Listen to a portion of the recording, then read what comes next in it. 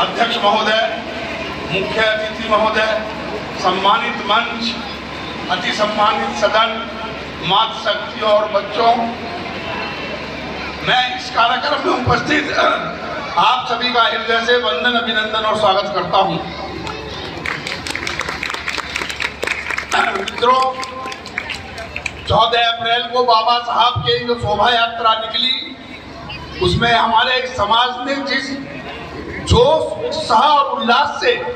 भाग लेकर अपने आप को संगठित और इस समाज को संगठित दिखाया है,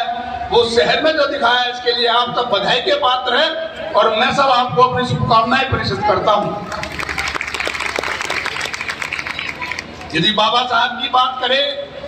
तो बाबा साहब का जन्म उस समय हुआ था जब हमारे समाज में एक बहुत बड़ा छुआछूत का प्रसंग चलता था। उस कालखंड में जन्मे वो देव पुरुष बाबा भीमराव अंबेडकर ने जब जन्म लिया तो उन्होंने शिक्षा के लिए जब स्कूल गए तो उस स्कूल में उनके साथ जो भेदभाव किया तो उनको एक कोने में बैठाया जाता था और उनके उस कट्टे पर, पहले कट्टे पर बैठा करते थे, उसको वहां सफाई कर्मचारी भी हाथ नहीं लगाता था। तो सोचे कितनी वेदना बाबा साहब ने सही होगी अपनी शिक्षा ग्रहण करने के उपरांत या शिक्षा ग्रहण करने के समय। इसके बाद बाबा साहब ने अपने अदम्य साहस का परिचय देते हुए 9 भाषाओं में 64 मास्टर और 32 डिग्रियां हासिल की। बताया जाता है कि बाबा साहब ने लंदन में जो शिक्षा 8 साल में पूरी होती थी, उस शिक्षा को 2 साल और 32 दिन में पूरा किया। तो आप समझिए बाबा साहब कितने कुशाग्र बुद्धि के रहे हैं कि उन्होंने इतने अल्प समय में अपने आप को यह साबित कर दिया कि यदि अवसर मिला तो हम भी किसी से कम नहीं हैं।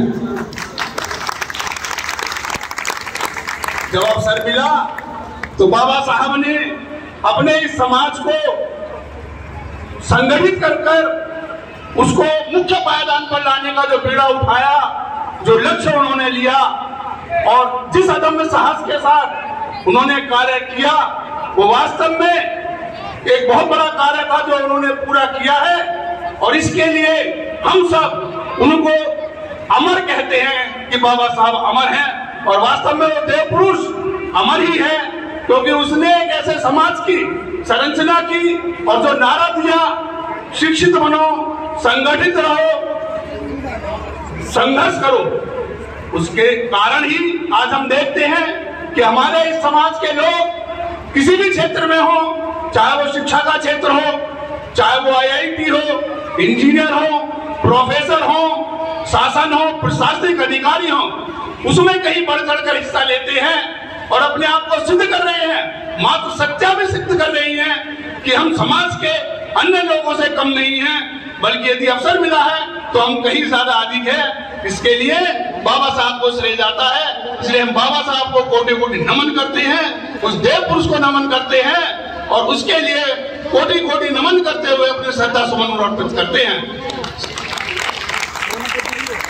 साथियों, महापुरुषों को उनकी जयंती पर इसलिए याद किया जाता है ताकि हमारा समाज उनकी जयंती के बहाने संगठित हो, आपस में भाईचारा बंधे और जब समाज संगठित होगा तो निश्चित रूप से देश संगठित होगा, देश का विकास होगा। और हम जिस विचारधारा के साथ आगे बढ़ रहे हैं, निश्चित रूप से हम विश्व गुरु थे, हमने पूरे विश्व को राह दिखाई है, गौतम बुद्ध ने पूरे विश्व को राह दिखाई है और पूरे विश्व में अपना परचम लहराया था। हम उसी ओर अग्रसर हो रहे हैं। तो मैं आज बाबा साहब अंबेडकर की इस जयंती पर आप सबसे कहूंगा कि आप भी सब संकल्प ले, बाबा साहब के बताए हुए रास्ते पर चले, बिना किसी जात पात के, धर्म भेदभाव के, आपसी भाईचारा को बनाते हुए राष्ट्र के उत्थान के लिए, समाज के उत्थान के लिए कार्य करें। एक बार जोर से बोलेंगे, बाबा भीमराव अंबेडकर।